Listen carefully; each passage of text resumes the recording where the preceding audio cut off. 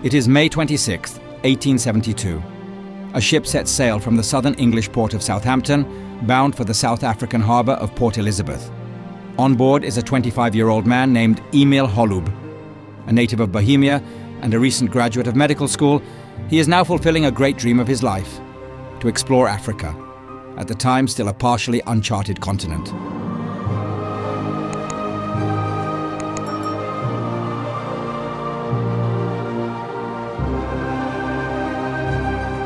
As it turns out, this journey will fundamentally change Emil Holub's life. It will last a total of 7 years, and even its beginning proves to be quite an adventure. In his diary, Holub writes, "We had more than 30 days of stormy weather at sea.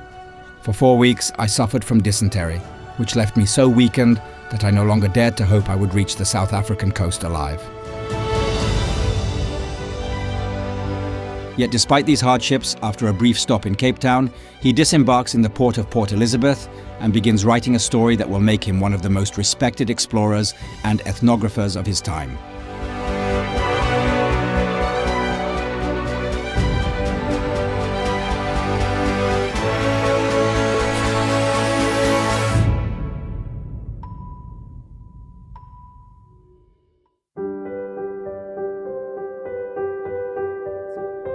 Emil Holub, whose full name was Emilian Karl Johann Holub, was born in 1847 in Holice, a town in eastern Bohemia. His father was the local physician. When Emil was 10 years old, they moved to the village of Patek in western Bohemia. There, his father opened a practice serving the workers of an estate belonging to the Premonstratensian monastery. A year later, Emil enrolls at a grammar school in Prague. He is diligent, but his academic results are far from outstanding, especially due to difficulties with German language. The following year, he transfers to a grammar school in Žatec. It is here that his interest in the natural sciences first becomes apparent. Uncomfortable in the company of his classmates, he prefers wandering through forests and meadows, collecting plants and creating herbariums. He displays remarkable discipline. Every specimen is carefully labeled with its name, location, and date of discovery. His talent for drawing proves invaluable. His detailed illustrations later become important records documenting Africa.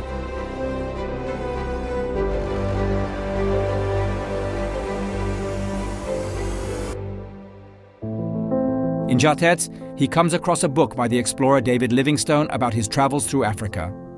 Emil is utterly captivated, and from that moment on, he dreams of nothing else but one day visiting Africa himself. For now, however, he has to wait. At his father's request, he begins studying medicine at the Charles University in Prague. For 6 years, he studies diligently, but never abandons his passion. During this time, he also meets Wojtek Naprstek, whose visits to Native American tribes in North America laid the foundations of Czech ethnography. Naprstek, 20 years his senior, takes a strong liking to the young Holub, and later helps fund his first journey to Africa.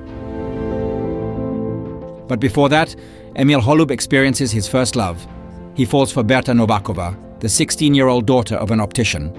He affectionately calls her by charming German diminutives, Herzele, meaning little heart, and Frauele, or little wife. The two even secretly become engaged at the Church of St. Nicholas in Prague's lesser town. In 1872, Holub earns his doctorate in medicine. Just 3 months later, he departs on his first journey to Africa. His excitement is so overwhelming that even his relationship with Berta must take a back seat. She stays behind, unaware that it will be a full 7 years before she sees her Emil again.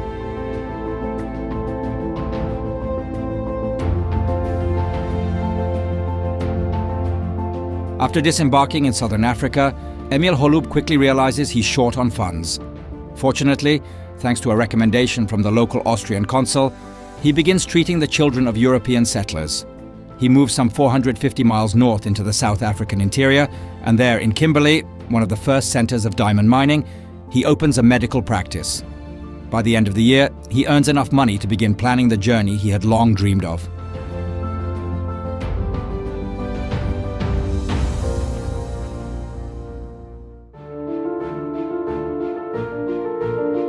He divides the expedition into 3 stages. The first is a trial run, during which he gains initial experience with local tribes. On the second stage, he reaches the edge of the Kalahari Desert and arrives at what is now Botswana. Emil Holub saves the most important part for the third and final stage of his journey. This time, he reaches all the way to Victoria Falls on the Zambezi River, discovered 20 years earlier by his great role model, David Livingstone.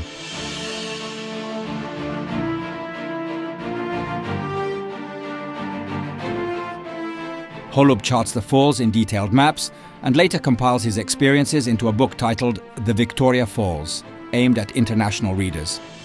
He also publishes a Czech language version under the title 7 Years in South Africa, which includes a printed map of the falls. Both books make him a sensation, not just in the Austro-Hungarian Empire, but across all of Europe.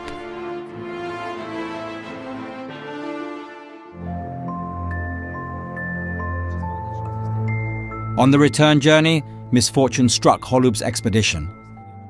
The boats, obtained from local tribes in exchange for medical services, along with food and supplies, were wrecked in the rapids. Holub survived, but several of his native guides perished, and the river swept away his travel journals and many artifacts he had hoped to bring to Europe for museum collections. The outcome of all 3 stages of the journey was remarkable. Back in Kimberley, he sorted through 1,000 objects and 1,500 of his own drawings. Including the items he had sent earlier to his friend and patron Naperstek, Holub had, on this first African expedition, already laid the groundwork for an extraordinary collection he would leave behind.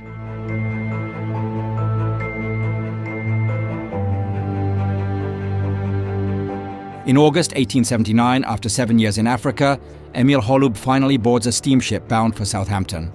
From there, he travels through London and Hamburg back to Prague, where his still devoted Berta awaits him. But Emil barely greets her. And just a few days later, he tells her he's ending their relationship.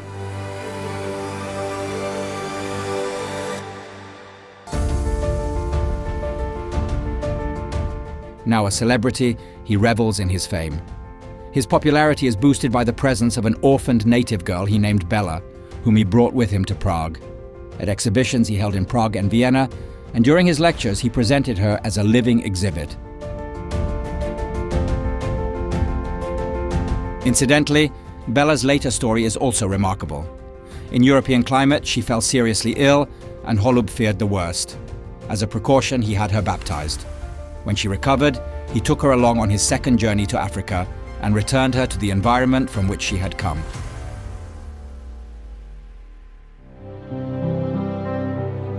By then, however, another woman had taken a place in Emil Holub's life. Shortly after returning from Africa, he met 14-year-old Rosa Hoff in Vienna. At first, she fell in love with the romantic idea of a distant continent, sparked by Holub's collection, and later, as she became his assistant, with Holub himself. When she turned 18, the two were married. She Czechized her name for him, from Rosa Hoff to Růžena Holubova. But more importantly, she accompanied him on his next expedition to Africa, which Holub had spent 4 full years preparing. Emil Holub is now so famous that the public expects something truly grand from him. His second expedition reflects that ambition.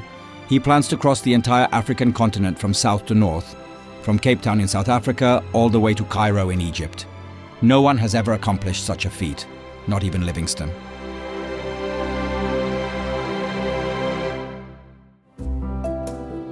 Alongside his wife, Holub brings 6 men, each chosen through a sort of private recruitment. 2 are from Bohemia, 2 from Vienna, 1 from Upper Austria, and 1 from Hungary. Each must possess at least 2 practical trades. As for Růžena, she is meant to be much more than just a charming companion. From childhood, she had boyish interests and learned to ride horses and shoot rifles. In addition, she has a gift for languages and a knack for negotiating things that most men simply can't manage.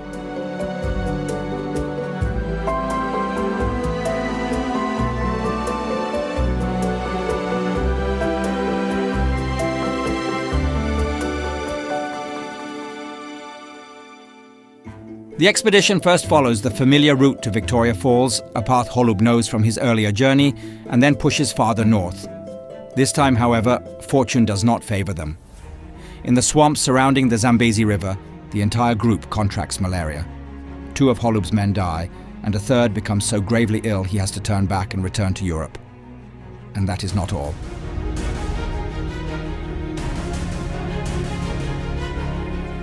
After 3 years, the expedition reaches what is now Zambia. There, in the basin of the Kafue River, live members of the Ila people. This tribe was hostile to the groups from which Holub's native guides came, and the entire expedition, with its strange white foreigners, aroused deep suspicion. In July 1886, the Ila attacked the expedition's camp, looting supplies and intended exhibits. One of Holub's guides was killed, and an even greater tragedy was averted only thanks to Ruženas, who grabbed a rifle and shot 2 of the attackers and forced the others to retreat.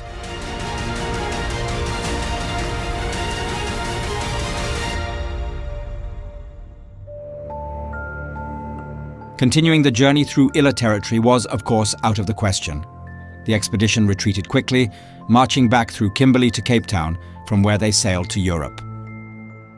By the standards of Holub's bold original plans, the expedition had failed, but it still brought home an impressive collection of artifacts. After his second African journey, Holub's collection numbered around 13,000 items, which he offered to the National Museum in Prague. Reportedly, the offer was declined, so Holub first presented the collection to the public at 2 major exhibitions in Vienna and Prague, which together drew nearly 190,000 visitors.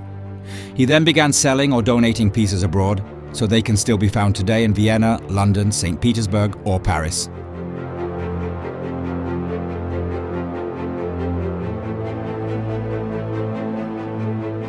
Emil Holub is now 45. He lives in Vienna with Ružena, but his health is failing. He suffers the lasting effects of numerous tropical illnesses contracted in Africa, and his determination and energy are no longer what they once were. In 1894, he and his wife embark on a 5-month lecture tour across the United States, but upon returning, his health deteriorates further. The following year, he even loses sight in one eye. Though he still dreams of returning to Africa one last time, that dream will never be fulfilled. Emil Holub dies on February 21st, 1902, in Vienna, at the age of 55. Ružena outlives him by 56 years, dedicating the rest of her life to preserving her husband's legacy.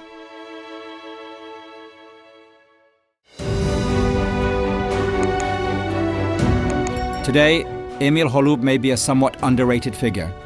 Many might feel that being just a traveler, even one of global significance, somehow means less than being a scientist, artist, or politician. But if we consider the era in which Emil Holub lived, such dismissiveness is misplaced. Travelers of that time were, without exaggeration, discovering entirely unknown worlds, spreading new knowledge about them, and significantly expanding the awareness of what was then called the civilized world. In that sense, they were more scholars than mere adventurers. And Emil Holub, despite living a life as rich and adventurous as few could even imagine in his day, deserves to be seen precisely in that light.